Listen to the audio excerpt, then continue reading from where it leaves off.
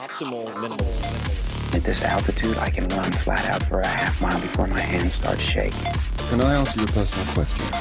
Now would seem an appropriate time. What if I did the opposite? I'm a cybernetic organism, living tissue over a metal endoskeleton. Tim Ferriss Show. This episode is brought to you by AG1, the daily foundational nutritional supplement that supports whole body health. I do get asked a lot what I would take if I could only take one supplement. And the true answer is invariably AG1. It simply covers a ton of bases. I usually drink it in the mornings and frequently take their travel packs with me on the road. So what is AG1? AG1 is a science-driven formulation of vitamins, probiotics, and whole food sourced nutrients. In a single scoop, AG1 gives you support for the brain, gut, and immune system. So take ownership of your health and try AG1 today. You will get a free 1-year supply of vitamin D and 5 free AG1 travel packs with your first subscription purchase. So learn more, check it out. Go to drinkag1.com/Tim. That's drinkag1, the number 1, drinkag1.com/Tim. Last time, drinkag1.com/Tim. Check it out. Hello, ladies and germs. This is Tim Ferriss, and welcome to another episode of The Tim Ferriss Show, where it is my job to interview people from many diverse fields, different arenas of competition or lack thereof, to dissect what makes them the best at what they do. The habits, routines, philosophies, beliefs, etc., that you can apply in your own life. This episode, we have Sharon Salzberg, Salzberg. You can find her on Twitter. I believe it's just at Sharon Salzberg. And Sharon is a central figure in the field of meditation, a world-renowned teacher, and New York Times bestselling author. She has played a crucial role from the very beginning, in some respects, in bringing meditation and mindfulness practices to the West, and very much into mainstream culture since 1974, when she first began teaching. She is the co-founder of the Insight Meditation Society in Barre, Massachusetts, and the author of several books, including the New York Times bestseller Real Happiness, her seminal work Loving Kindness, which we'll get into, and Real Happiness at Work. Very well known for her down-to-earth style, and you'll get a first-hand view of that when you listen to this. She offers a secular and modern approach to Buddhist teachings, making them more accessible than I think some of the esoteric varieties would be to type A personalities like you, friend, listening to this podcast, probably.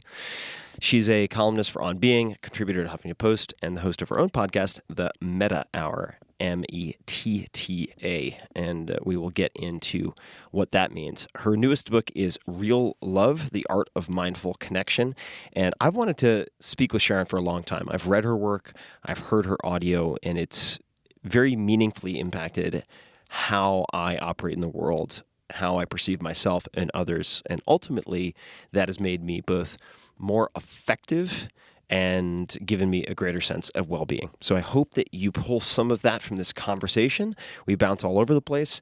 I ask some very personal, self-interested questions, which I think make the answers practical also.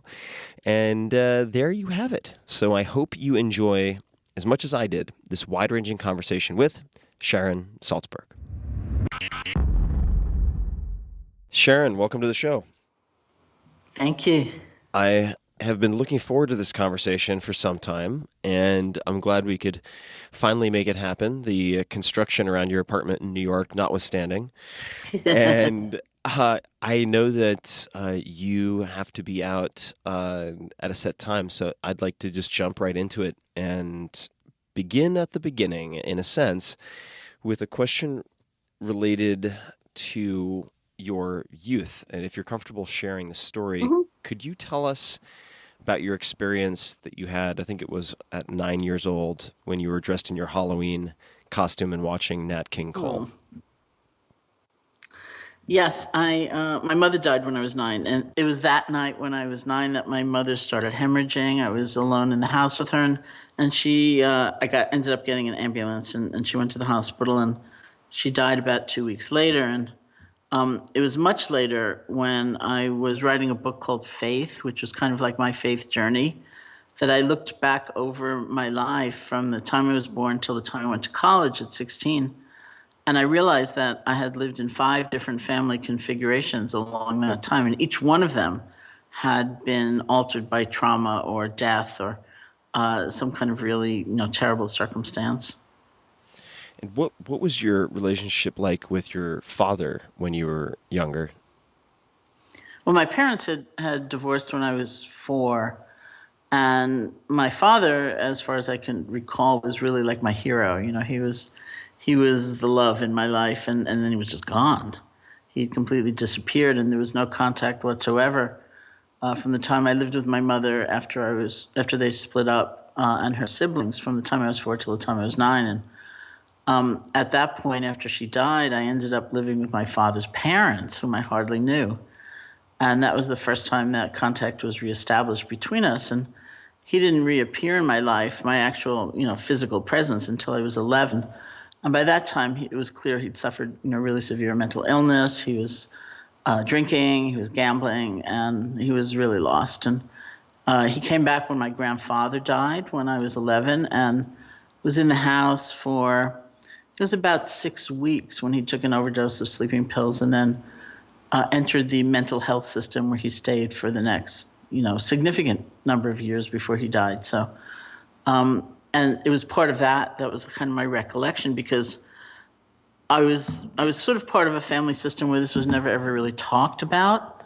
And so I had, as one can imagine, all of these feelings inside, and I didn't know what to do with them. And people had always told me, oh, your father accidentally took an extra pill. He just didn't remember that he'd taken sleeping pills already. And it was only when I was in college, like years later, that I thought, wait a minute, that's a lot to have happen so that you then end up in a mental health facility for the rest of your life. And it took a lot to figure out, people, of course, were trying to protect me. They were trying to keep me happy, keep me going. But it was on the basis of denying what I actually was feeling. And so it was very destructive. When did you have your first encounter with Buddhism or mindfulness? How did that enter your life? I went to college when I was 16. When I was a sophomore, I took an Asian philosophy course. And honestly, looking back, as far as I can tell, it was kind of like happenstance, like it was on Tuesday. It fit in with my schedule. I had a philosophy requirement. Let me do that one. Right. So Didn't start too early.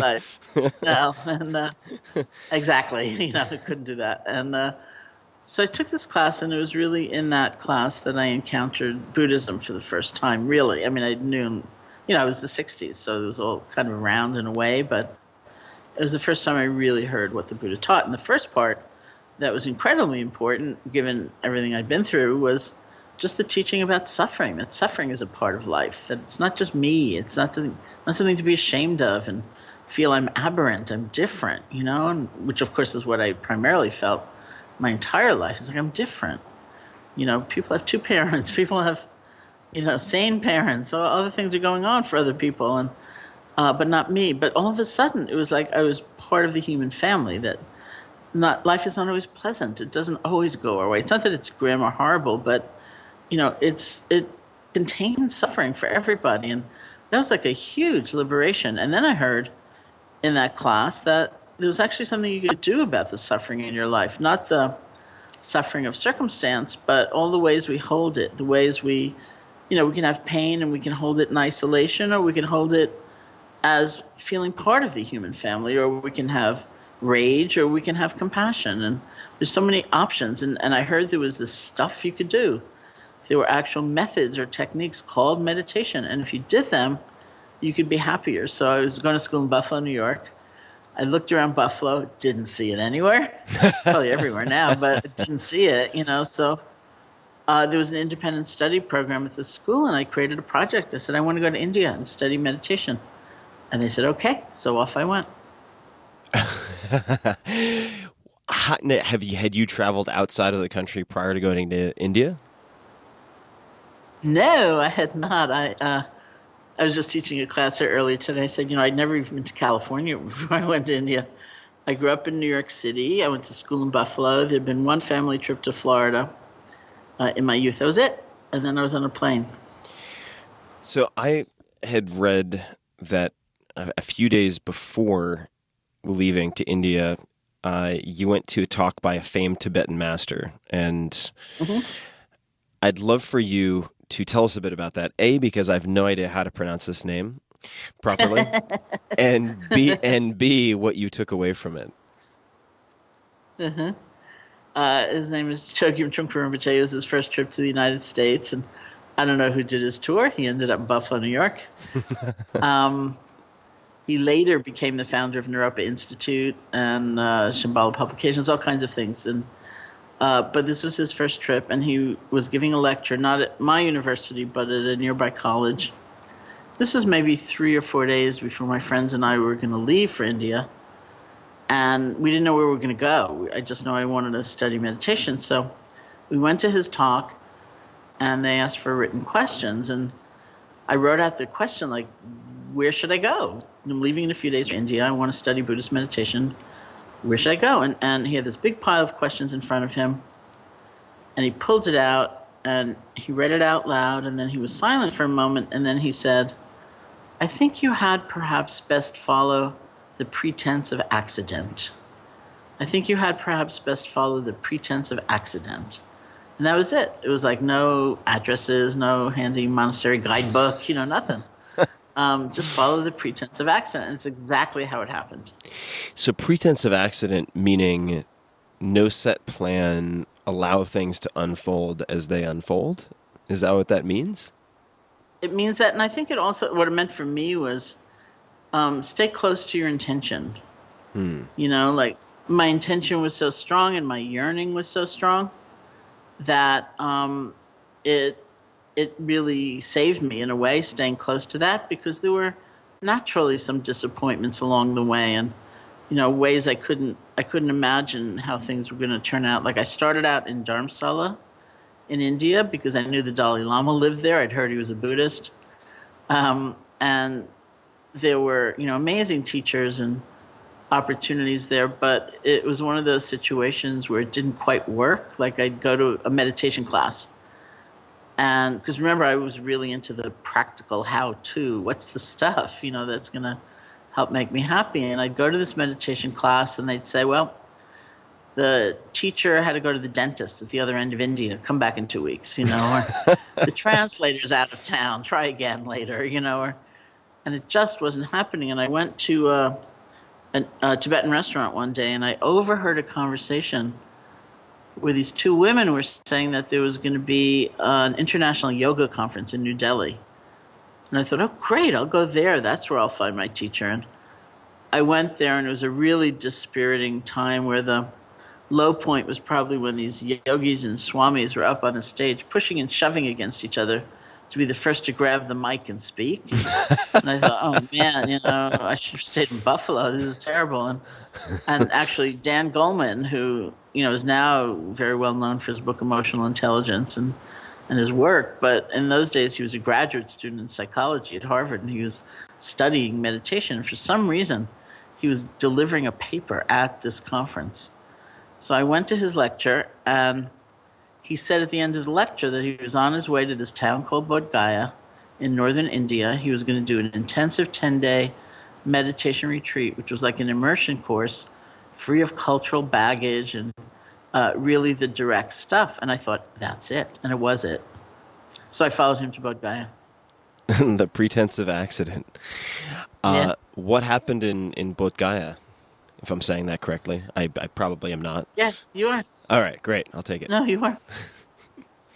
What happened there? There was a teacher named S.N. Goenka who had just left Burma. He was teaching intensive 10-day meditation retreats where you were basically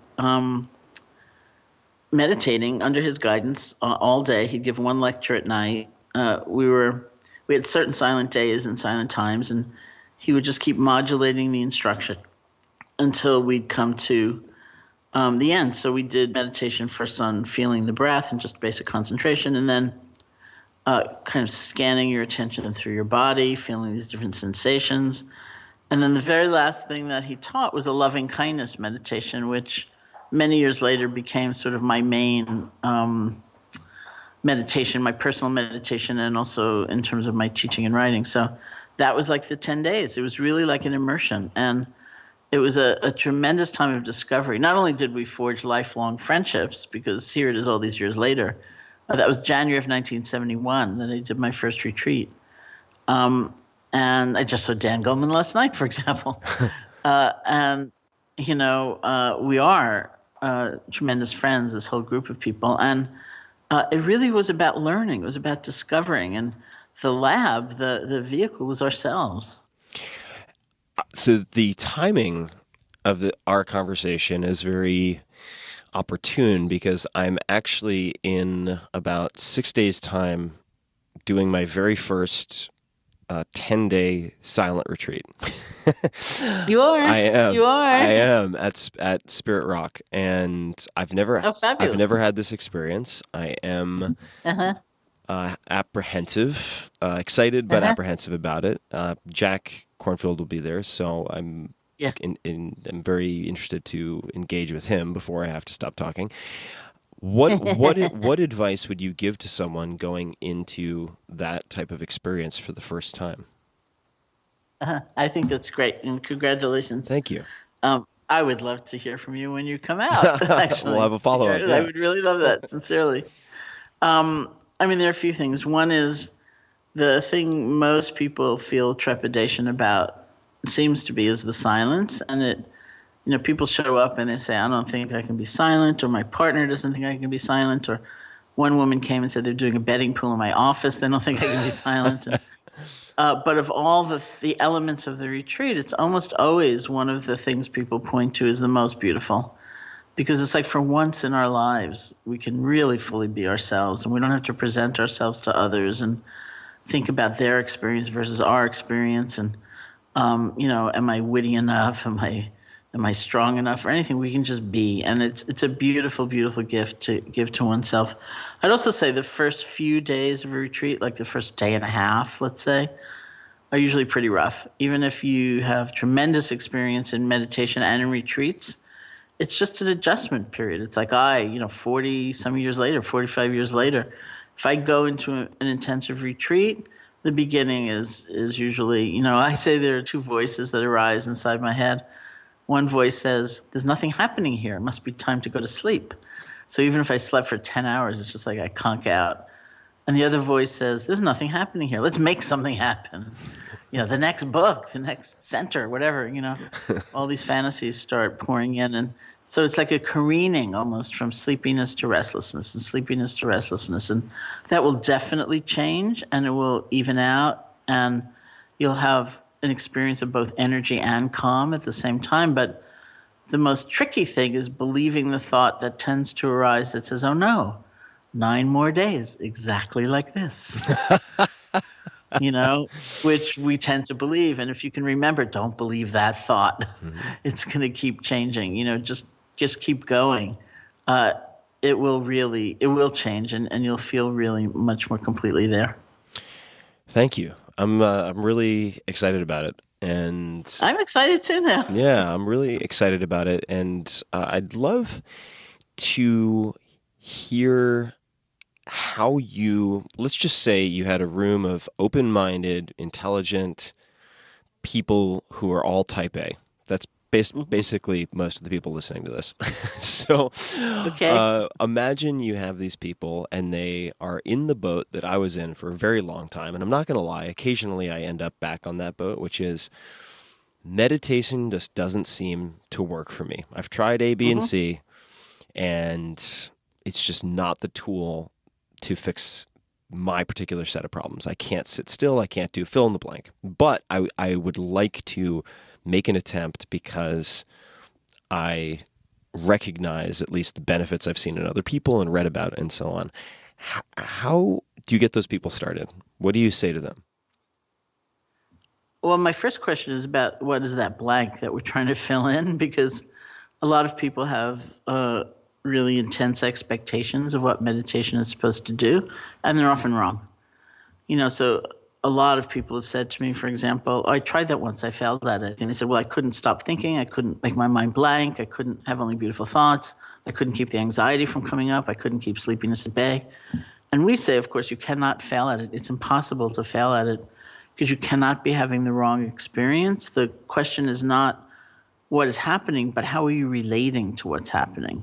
That's the whole terrain of the transformation, is how much presence, how much balance, how much kindness, how much compassion are you bringing forth in relationship to what's coming up? And of course, there's a kind of social pressure these days. Like if you ran into a friend, what you'd like to be able to say is, well, I had a little bit of restlessness in the beginning, but then this peace, like this unfathomable peace just descended upon me. And then it started like shimmering at the edges and turned into bliss. And there was bliss and peace. And, that's what we want to say. We don't want to say, well, my knee hurt, my back hurt, and I got restless and I got angry and I judged myself and then I fell asleep, but in truth, really in truth, not just consolation, but in truth, from the point of view of mindfulness, it doesn't matter. Right. Because the question is, okay, how were you with the sleepiness? How kind were you when you got angry? Kind toward yourself. How much could you include in that field of awareness? And those things are much more subtle, and they're not as satisfying, and they're certainly not as satisfying to talk about, but that's the whole point. So I would really want to know what someone's expectations are. And then, you can be reassured, like you're going to sit with Jack, who's been teaching for a very long time, and there's not like a cookie cutter description of what it's supposed to look like. Maybe for you, he'll suggest more walking meditation than sitting meditation. Maybe he'll, suggest a more structured approach because that is proving useful for you, or maybe a less structured approach, or, there's so many possibilities. Now, when you are, say, advising someone who is really making an effort to create meditation as a practice, much like they would brush their teeth or do something else, and I think what you already said is very helpful in the sense that it's not the content of the experience, it's how you relate to the various things that come up during your experience. And I remember one thing that helped me as a typically very, well, I suppose I self-describe as sort of driven type A personality, was the idea that this is something that someone said to me. I don't recall who it was, but it's not important, or you shouldn't judge the session based on how many times you lose focus of X, whether that's a mantra or your breath or whatever, but because the practice itself is coming back to the focus. That's right. Yeah. And thinking of it in terms of repetitions in that context really helped me to relate better to what I viewed as these horrible distractions, but not realizing like, no, that's the lowering of the weight, and then your job is to lift it back up. And that's right. That's exactly right. Are there other mental frameworks or analogies that you've found very helpful, much like that for people to keep in mind when they're sitting down and their knee hurts and they're having these they're thinking of the last episode of Rick and Morty that they watched or whatever. Are there other, great show, but are there any other analogies or recommendations that allow people to be easier on themselves and make progress through relating to themselves in an easier way as opposed to straining? Yeah, that's also a great question. There's several levels to that. In the kind of immediate level, what you said is the most important thing. Sometimes we say the healing is in the return, not in never having wandered to begin with. The most important thing is that coming back. And in some ways, it's the opportunity to come back that the distraction gives us. And so you can come back, you could need to let go and come back 1 billion times and it would be fine because that's the actual training. One of my teachers, this Tibetan teacher, Sonny Rinpoche, he called it exercising the letting go muscle. So the secret ingredient in that is actually self-compassion, which means that you realize you blew it, your mind wandered, or in life, maybe you realize you made a mistake, or things didn't really go the way that you wanted them to. And rather than spending the next year and a half castigating yourself about that, it's realizing, okay, lessons learned, or maybe I need to make amends, or maybe There's something I need to do to come back into balance, but I need to do that with kindness toward myself, and that makes the process go a whole lot quicker, and it's restorative rather than if you just blame yourself and you call yourself a failure and you get down on yourself and you judge yourself. It lasts forever, and you're exhausted, and it's not really resilience. It's not really the space with which we can start again. So if you start finding yourself doing that in the process of meditating, that's the signal, to remember, like, this happens, this is the process. This is actually the path. It's not that I need remedial work, I'm the worst meditator that ever lived. This is what it looks like for everybody. Let me just start over and start over. It's really very important. When you're thinking back on the many people you've taught and interacted with, readers who've given you feedback and so on, have you identified any type of what I might call minimum effective dose? And what I mean by that is if you look at, say, certain types of resistance training or physical training, you can research and experiment with the frequency, the duration, the intensity, and figure out which parameters you respond best to. And same is true for different aspects of diet or drugs, certainly, right? You do too much, there are unintended side effects. You do too little, you don't get the effect you're looking for. I've noticed for myself, at least, that this is just for me, but that maybe 20 minutes a day, first thing in the morning, for 5 to 10 days straight is about the minimum dose that I need to click into feeling generally much more relaxed with meditation. But have you, and then after that point, I can actually dial back the frequency if need be, but I need that first loading period. Have you observed any sort of generalizable minimum effective dose from people where it's like, well, like X, Y, and Z is too little, too infrequently. This is too much. You're more likely to quit. But like this is the Goldilocks in between that I've seen to really deliver the most benefits for the least inconvenience, for lack of a better term. But how would you think about that? Well, it just so happens that last night I was with some friends that were giving a lecture. Dan Goleman, Richie Davidson, who's a neuroscientist at University of Wisconsin-Madison studying meditation, and John Kabat-Zinn, who founded mindfulness-based stress reduction. And Richie, from the point of view of neuroscience, said that 9 minutes a day will actually change your brain, but you have to do it every day. And I often think of retreats, like the intensive retreat, as a period of really deepening confidence and clarity about the practice so that you have better tools to actually practice every day. Somebody also made a comment about how, it may not be the healthiest thing in the world to think about the least possible amount I need to put into this thing, Sure. To get some result, So I would pad it some. I wouldn't just try to do 9 minutes a day. Usually I say 20 minutes a day, more if you can, just because the first 5 minutes or so in a daily sitting tend to be the most distracted, like what's that sound? And I think it's my refrigerator. Do they still have refrigerator repair people? I don't know.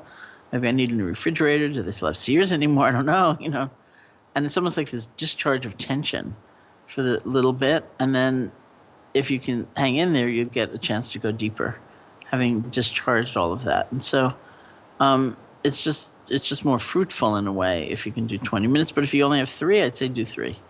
Everybody says it's the everydayness of it, which seems to be the most potent thing. Mm-hmm.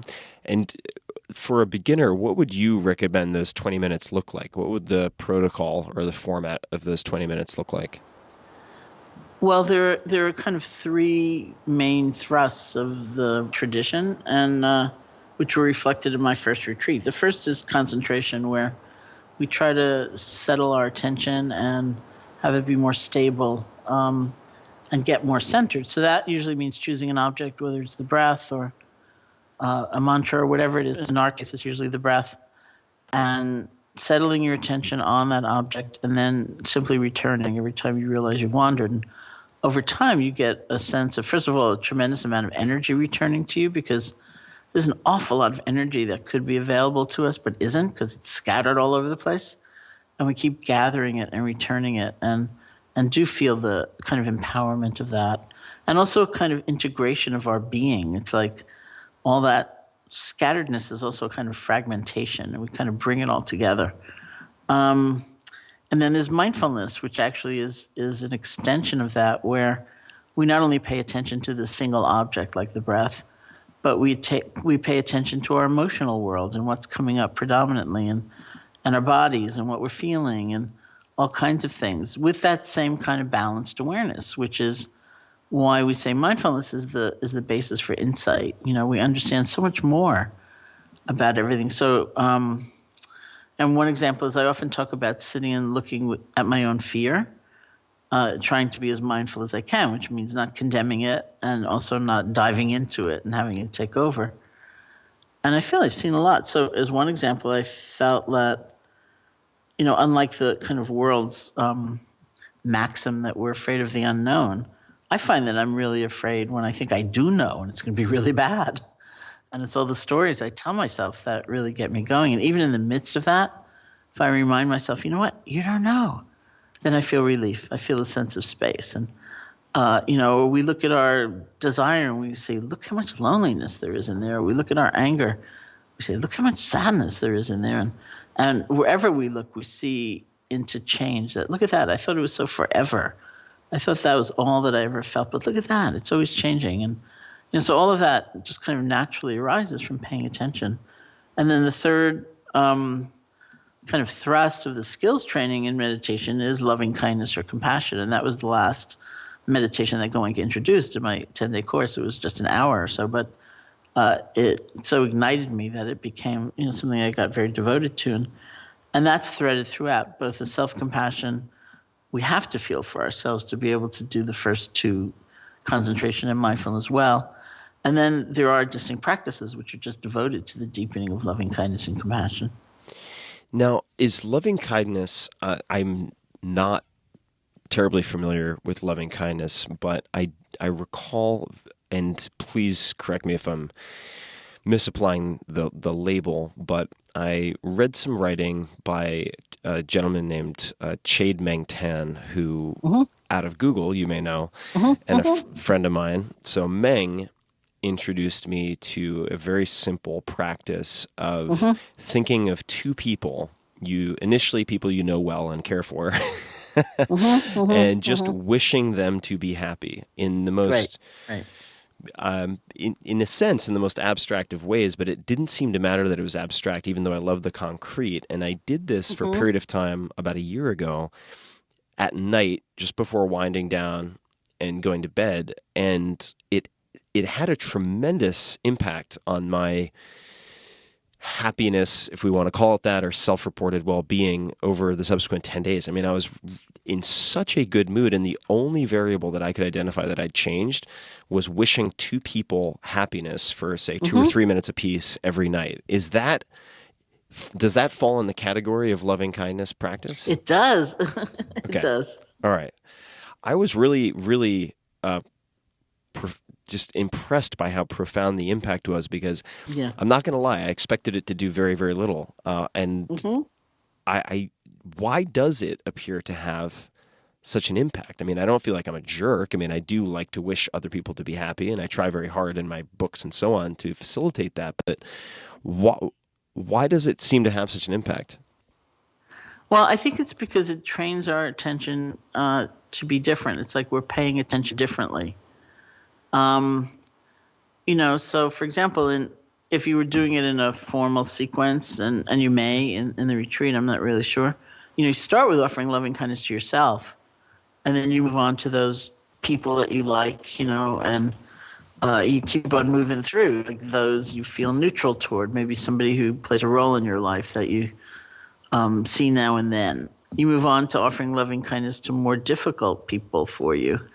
And then finally, all beings everywhere, all of life. And I think the reason it works, and it does work, and I also know, it's easy to be cynical about it. It sounds so schmaltzy and like ridiculous. It does sound ridiculous. I know that. But it's actually very powerful. So the question is, do you want to make the experiment or not? Or is it just so off-putting that you'd rather not, which some people feel. But it is, I think, all about paying attention differently. So, for example, in looking at yourself, if you're the kind of person who at the end of the day you sort of evaluate yourself, like, how did I do today? And if you're the kind of person who pretty well only remembers the things you did wrong and the mistakes you made and check and what check. you didn't say so well. That's right. So the loving kindness is almost like asking yourself, anything else happened today? Like any good within me? And it's not to be conflict avoidant and pretend we're perfect or anything, but it's that kind of singular, obsessive look at what's wrong that we want to broaden. And so we want a little airtime for the rest, So what do we pay attention to? And who do we pay attention to is a fascinating question. Who do we look right through? Who doesn't count? Who doesn't matter? Who's like an object for us? And this is one of the places where that neutral person is really interesting because they're just the shopkeeper or just the dry cleaner or whatever they are. And very easy to objectify, very easy to look through. So what happens when we look at them instead of through them, which is in effect what we're doing in the practice? And how do we pay attention? Are we really there ever? Are we, talking to a stranger and thinking about our email and whatever else we need to do, and we actually arrive? And that is exactly the same movement we do in the concentration meditation. It's like we realize we're a million miles away, we come back. So what's it like then when you're really listening? That's how the practice actually works. And the filter question, or the lens through which you look at your daily experience, the reframing of that by doing this exercise is a really important point. So I want to underscore that for people listening. And just to draw an analogy, or at least a parallel, if you buy a new car, let's just say you buy a white Volkswagen Golf, it will seem that the next day or the subsequent week that there are white Volkswagen Golfs everywhere on the street. But it's simply because you've attuned your attention to that particular object. And I owe one of my ex-girlfriends a debt of gratitude because at one point she noticed that I did have this habit of running my life along a certain philosophical line, which was the good things will take care of itself. Just tell me what's going wrong. And I didn't want the positive feedback. I wanted to know how I could improve and what I needed to improve. And to remedy that, at one point, she created this jar. It was a big mason jar, and she just wrote on the side, the jar of awesome. And what she asked me to do was every night just to write down one really good thing that happened that made me happy or made me grateful that day, and put it in the jar. And it's not that I was a total ingrate. It's not like I was Ebenezer Scrooge or anything, but I would put down the things that were good. And I realized one of the critical mistakes that I made, and I'm getting a little off track here, but I assumed that I would always remember the good things long term because I found it second nature to remember the bad things long term.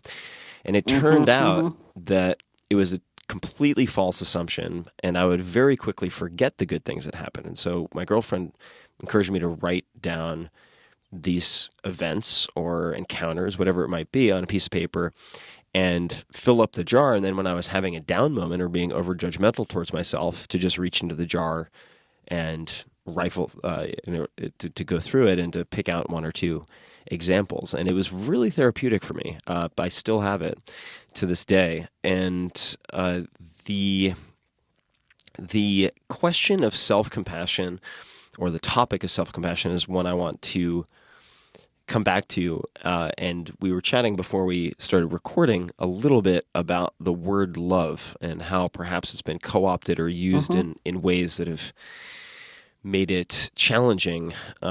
Could you please elaborate on what you mean by that? We didn't get into it before we started. So just for myself also, this is a word that is so often used, it seems to have almost lost a lot of meaning. And so I'd be curious to know how you wield it and how you would suggest people think about it.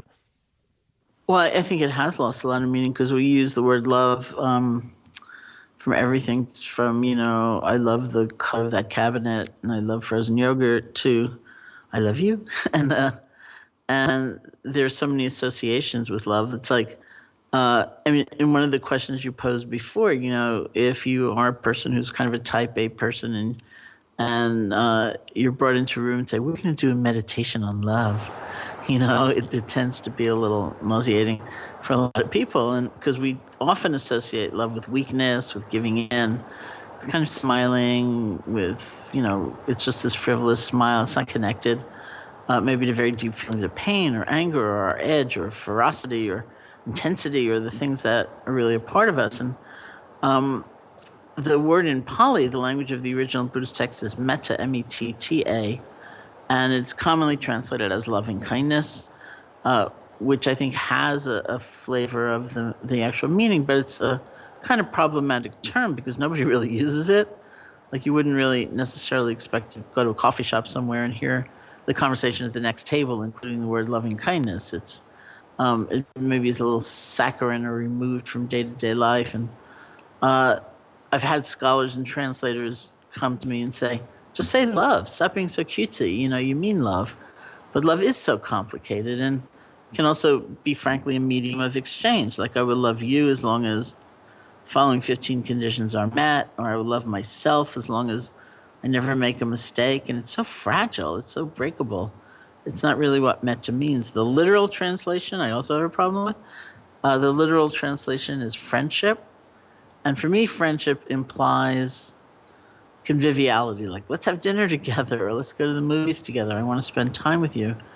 And love in that sense of metta does not mean that at all. It actually doesn't even imply a certain action. It's an inner space of connection. We acknowledge our lives are connected, that everybody counts, everybody matters. Doesn't mean I like you. It doesn't mean I want to spend any time with you. It doesn't mean I'm going to cease fighting you and your agenda, but not from a place of hatred, and it's connection. That's really what it's about. And so those practices of say, loving kindness meditation are about connecting more deeply to ourselves and connecting more deeply to others. What if someone feels themselves steering towards anger in an exchange with someone? Aside from the mindfulness training or practice that they would do outside of that encounter, is there anything you recommend they do or self-talk they could use to diffuse that and steer it in a less antagonistic direction? I think there are lots of levels to that. One is getting really acquainted with what's happening in your body. It's like you feel the beginning of the anger, not like after you've sent the email or lashed out, but you can feel it really emerging, and then you have choice. And we also practice in mindfulness being able to hang in there with the anger, without having it take us over, and also without being ashamed of it or afraid of it, without fighting it. But we have a more balanced relationship to it, and we can hang in there. It's almost like this storm moving through your body, and then you decide how you want to act. Because often we do have to act, and we should act, but maybe that very email is not going to get you what you want, and maybe it's better to wait a moment and see what else emerges, something like that. And there's also, there's kind of intentionalities. It's like we can remember our deepest intention. Like, what do I want to have come out of this conversation? What would make me happiest? Do I want to be seen as right? Do I want to grind them into dust? Do I want to be helpful? Do I want a resolution?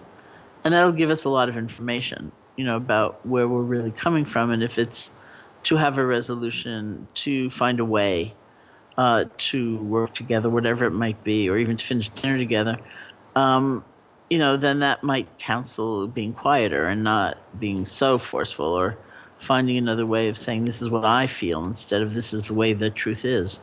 Things like that. And if you, in fact, want to grind them into dust, that will be a different path. Mm-hmm. Yeah, the "this is how I feel" frame is one that I want to personally get better at using, because I think it's so easy, at least for me, to unfortunately convey messages in a way that seems very Spock-like. And if you were to take the same content and have someone transmit it with a smile and preface it with, "This may be just how I feel," but I think that I could have avoided a lot of wasted time and energy and hurt feelings in other people, even though it's exactly the same content. in effect. So two quick notes. The first is, just since you mentioned email and creating unnecessary messes, I would suggest to anyone out there, one thing I've learned, if you're experimenting with any type of fasting, obviously with proper medical supervision and so on, probably a good idea, if you've never done it before, to not let yourself send email on the second or third day. It's funny. I've created a lot of ugly disasters by manning the inbox during times like that. The second is something that I wanted to back into that's related to what we've been talking about, and I thought was really profound and worth highlighting for people, and that is that oftentimes, this has certainly been true for me, that others, if you are working on, say, your meditation practice, it also applies to all sorts of things like medication in some instances. This happened to a friend of mine when he started taking very low-dose lithium, for instance. Others see the changes in us before we see the changes in ourselves. And I'd love for you, if you could, talk about that a little bit, and I can certainly give an example or two as well. But it strikes me that a lot of people give up because they feel like nothing has happened, when in fact a lot has happened. They just can't yet perceive it themselves. So if you could talk to that at all, I'd love to hear your additional thoughts, because I think it's really, really important, since so many analytical sort of left-brain people think they're really, really good at self-assessment and self-awareness, but it's hugely, hugely overestimated, at least in this capacity. I think that's really true. And I tell a story sometimes about a friend who came to me in New York City and took me out to lunch, and he said, "This is like a confessional lunch." And I said, "Oh, really?" He said he had been doing loving kindness meditation. That was just his particular methodology. He said, "I've been doing loving kindness meditation for about 3 years now. And I want to say that my experience when I sit each day or when I'm on retreat doing that practice, it's not that different now than it was 3 years ago when I started out, but I'm like a totally different person. I'm different with myself. I'm different with my family. I'm different ethically. I'm different with my community." And then he looked at me and he said, "Is that enough?" And I said, "Yeah, I think it's kind of enough, really." So that's the first thing I say is, if you're trying to assess your practice, and you should, you don't want to do something forever not knowing if it's making a difference, but don't look at that, say, 20-minute period a day when you're formally practicing. Look at your life. Yeah. That's where we're going to see it So ultimately. important. I mean, you don't see it right away. You're totally right. Like, usually other people see it more in us first before we see it in ourselves. And I've had many people come to me and say, I was going to stop. I didn't think anything was happening. But my kids came to me and said, "Please don't stop. You're much better." So Yeah. the ultimate point is to look at our lives, maybe not right away. Others will tell us if we're changing. But then when we are really seriously assessing, do look at your life. That's where it matters. And, I think it's in our lives that we really, we do see the benefits if they're there to be seen. And that's where they matter. So that's where it should be. The friend I mentioned had a very similar experience. He runs pretty hot, as I do, as a lot of people do, and his story was very similar, and I think applies equally to meditation, which he's also since started. But he began taking this very low dose, like 5 milligrams of lithium orotate. So, caveat, people, talk to your medical professionals. But generally, you would expect, say, as a monotherapy for bipolar depression, you'd be looking at something like 1,200 or 1,500 milligrams of lithium carbonates. This is 5 milligrams. And he started taking it, didn't really notice anything, took it for a few weeks, and then at one point, he was out with his wife, and she was trying on some shoes. And she came out, they kept walking, and he was telling her, I've actually been taking lithium for the last week or two. I haven't really noticed anything. And she said, "Wait, what?" And rewound, and she said, "Do you realize that you just sat while I tried on shoes for 45 minutes and did not complain. She goes, go buy all the lithium you can buy. She goes, you've been totally different with her and with the kids. And what I've found is that it's also really easy to perceive a lack of progress because you don't see yourself doing new things in the rest of your life, where what you don't notice are the things that you're doing less of, if that makes sense. And what I have found for myself, at least, it's very subtle until someone points it out in you.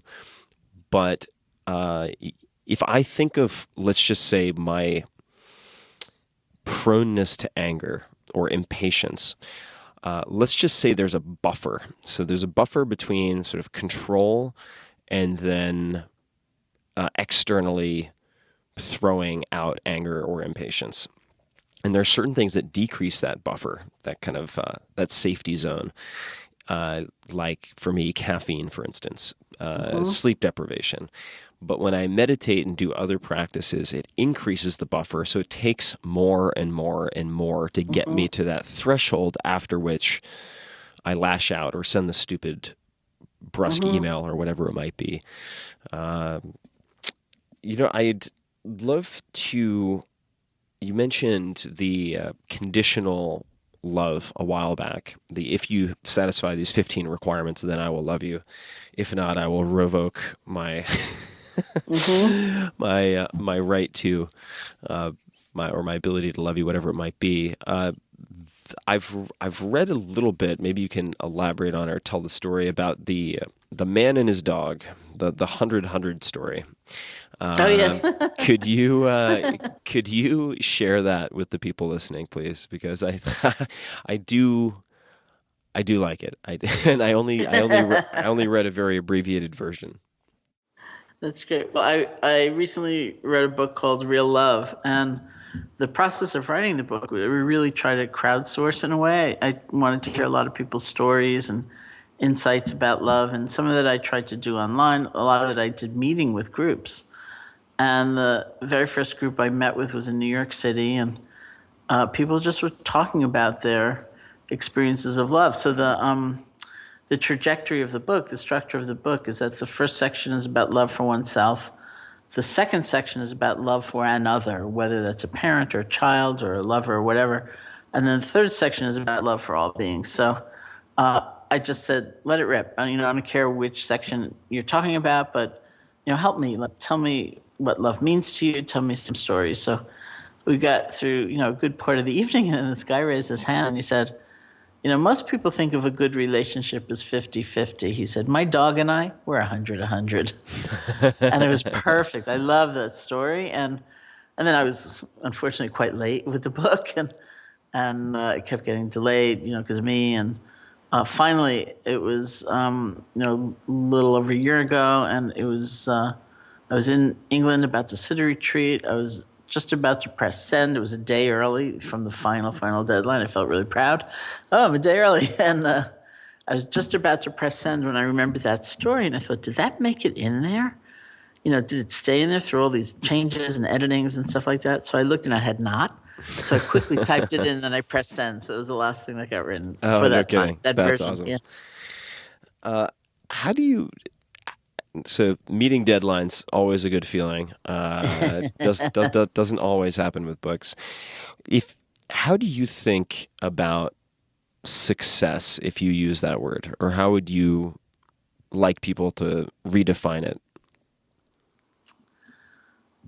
I've kind of redefined it a lot in my own life, in that I know now, like meditation, mindfulness is extremely popular, and a lot of people talk about scaling, like let's have a big impact on a lot of people, or even a small impact on a lot of people. But the lot of people part is what's critical for a lot of folks. And when I think about it, it's not really so much that way for me, because I feel really privileged. I feel incredibly lucky in my life. The things I get to talk about, the things I get to explore with people, and their willingness to be vulnerable and honest, and the methods that were given to me, and I'm able to pass on, and that I find really viable and useful and life-saving in many cases. And I ask myself, is it enough if one person or three people, or I have 100 people in front of me and only three people want to take it to some depth, or whatever it is, is that enough? And I actually really kind of feel it's enough, because it's so amazing when somebody says to you with that kind of sincerity, oh, your work has really made a difference, or, people recognize my voice now because of recordings, or, it's really a beautiful thing. And so I, like anybody, have great conditioning toward like numbers, it's got to be this many people, or it's got to be this many people per recording, or something like that. And as I get older, which I have somehow, I think, who cares, really, just think of that one person. What are your biggest challenges right now? I mean, are there any particular behaviors you're trying to change, problems you're trying to solve, if you're comfortable discussing it? Because I think it's very easy for people to assume that you've got everything figured out, that you wake up and it's just one blissful Zen moment to the next of self-compassion and loving kindness towards everyone in the world. But I would imagine there's more to the picture. Are there any particular challenges or things you're trying to change in your life right now? Yeah, I'll get to that in a minute. But first, this story occurred to me that I was sitting in, it was actually the San Francisco airport, and my flight was delayed for 6 hours. 6.5, actually. It was delayed for 6.5 hours. Welcome to San Francisco. Yeah, thank you. And, for the first 5.5 hours, I was fine. And then I just got like so irritated, and I was so impatient, and I felt so miserable. And just then this woman came up to me and said, "Are you Sharon Salzberg?" I thought, great, It almost caught me having a temper tantrum on the floor. If only you'd come 3 hours ago, I was fine. But, so there's just a lot of that. Yeah, I mean, I say yes to too many things. I'm tired. And I'm a night owl anyway, so if I'm asleep by 1, that's a good thing. If I'm asleep by 3, that's a bad thing. I just had this book came out, and I was traveling like crazy, and I'm like so happy I'm not getting on another airplane for a few weeks. And there's this great temptation in this moment in time, because, I remember coming back from India in 1974 as a meditation teacher, because one of my own teachers had told me to teach. So, and in those days, if I was at a party or some social situation introduced as a meditation teacher, people would kind of sidle away like, that's weird, or they'd say, did you meet the Beatles when you were over there? And I'd say, no, sadly, they went when I was in high school. But, now it's like so tempting. There's so many opportunities, and I could go so many places, and reach so many different kinds of people. And it's like, wait a minute, like, take a break. Mm-hmm. How do you work through improving any of those things? How do you think about making progress with behavior change? Well, I mean, by the time that my 1,000th friend has said to me, "You're traveling too much," right, it sinks in. I guess it's obvious, Or you look really tired. I think, maybe I should go to sleep a little earlier. What has worked well for you historically when you feel overwhelmed or are in a dark place? Are there any particular times that come to mind for you in the past where you could tell a story, and then what helped you get out of it? Whether the funk is overwhelm, depression, or some combination? Yeah.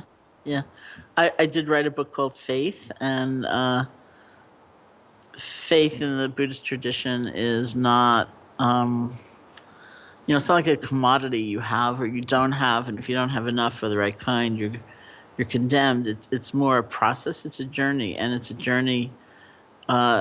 Faith is almost defined as offering your heart, being able to be fully present with something, moving off of the sidelines into the center of possibility. It's that movement, and it's only aided and strengthened by questioning and doubt and wondering, doubt, the right kind of doubt, like wanting to see the truth for yourself. So I was working with this freelance editor friend on the book and saying, well, from the Buddhist point of view, doubt is not the right kind of doubt. That insistence on questioning is not the opposite of faith. So she said, what's the opposite of faith? And I said, despair. And then she said, well, you're going to have to tell a despair story in your book. And I said, I'd really rather not, I did. And it's a story, we started this conversation talking about my mother dying when I was 9. And in the book, Faith, I talk about this time in the 90s. So that's, 30 years later, more. I was meditating. I was in Australia on an intensive retreat, a month-long intensive retreat with my Burmese teacher, Sayadaw U Pandita, who had gone to Australia to teach. And out of nowhere, I was kind of back there. I was 9 years old and not knowing what to do, not knowing how to get help, and the terror and the anguish and the whole thing. It was just there. And it was one of those moments where I thought I worked through this. I thought this was done. And through the whole process, a lot relying on him and his trust in me and the practice and just being in nature and things like that. I really saw that despair was like the severing of connection, that faith was like connection, like love, which I'm also defining as connection. So I'm realizing I'm kind of back there again. So I realized that everything I could do that would renew my sense of connection and kind of bring me to that sense of, not being so alone, not being severed from life itself. And there was, at the time, this passage from Rilke came up in my mind, something like, do not be frightened if a sadness greater than you've ever known before comes up before you. Life has not forgotten you. Oh, I love that. And that really became my mantra. Life has not forgotten me. I'm still a part of life. Life has not forgotten me. And maybe, that first class I did in Asian philosophy was the beginning of that. Like everybody suffers. This is a part of life. Life has not forgotten you. You haven't been abandoned. And so when, I feel that, I don't really feel it often, but if I feel the intimations of that re-emerging, it's all about connection.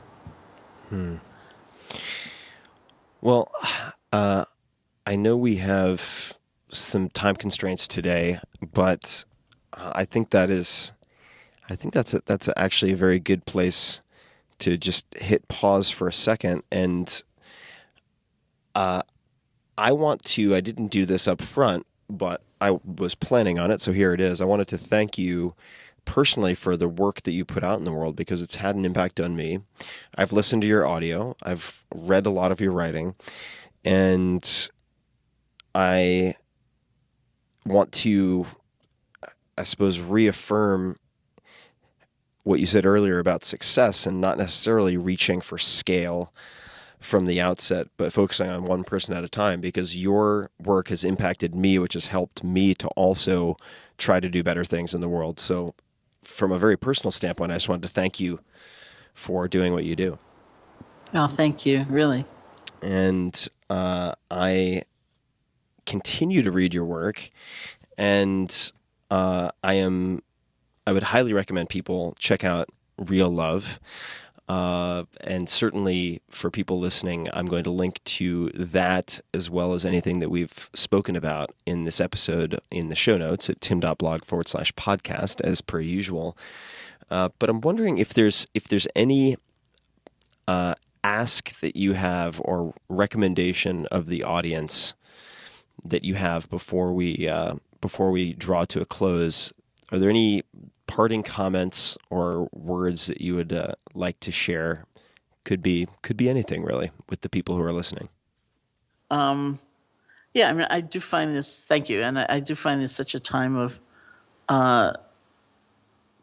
grief on the part of people, and rage. And so many people say to me, I can't bear who I've become. I'm continually in rage. And, my hope is always that love be a part of the conversation, and that we, in a way, I guess that's why I'm glad the book came out when it came out, because it's so easy to think of love as being weak and saccharine and all of that. And it's so easy to think the only strength we have is vengefulness and hatred. And I hope we just keep looking at that altogether and understand that we can fight and struggle, and we kind of have to, because what a time. But, it can come from a different place, and it's kind of got to come from a different place. I know that quotation from Einstein is a little suspect, because you can never really source it, where he apparently said somewhere, the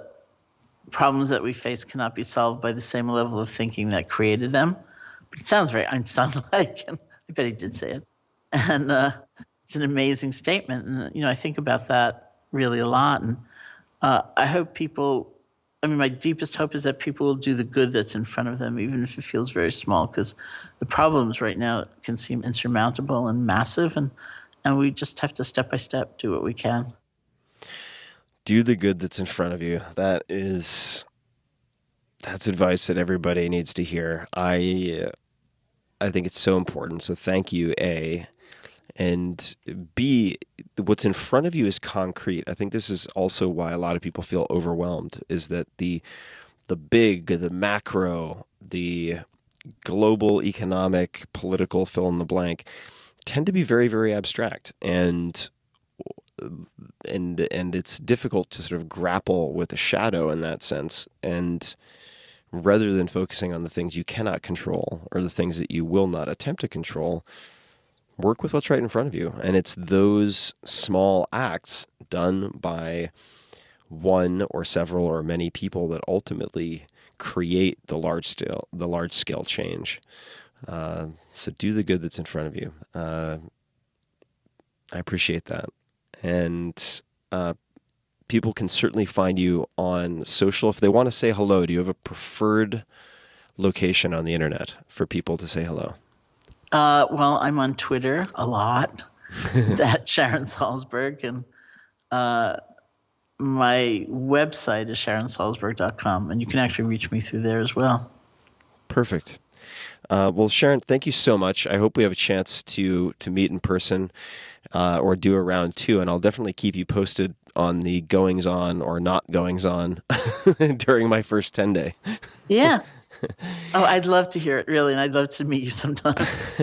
So to be continued, thank you very much for the time.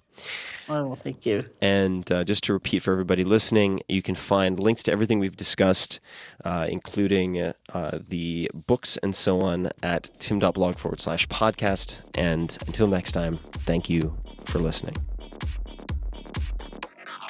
Hey guys, this is Tim again. Just a few more things before you take off. Number one, this is 5 Bullet Friday. Do you want to get a short email from me? Would you enjoy getting a short email from me every Friday that provides a little morsel of fun before the weekend? And 5 Bullet Friday is a very short email where I share the coolest things I've found or that I've been pondering over the week. That could include favorite new albums that I've discovered. It could include gizmos and gadgets and all sorts of weird shit that I've somehow dug up in the world of the esoteric as I do. It could include favorite articles that I've read and that I've shared with my close friends, for instance. And it's very short. It's just a little tiny bite of goodness before you head off for the weekend. So if you want to receive that, check it out. Just go to 4hourworkweek.com. That's 4hourworkweek.com, all spelled out, and just drop in your email and you will get the very next one. And if you sign up, I hope you enjoy it.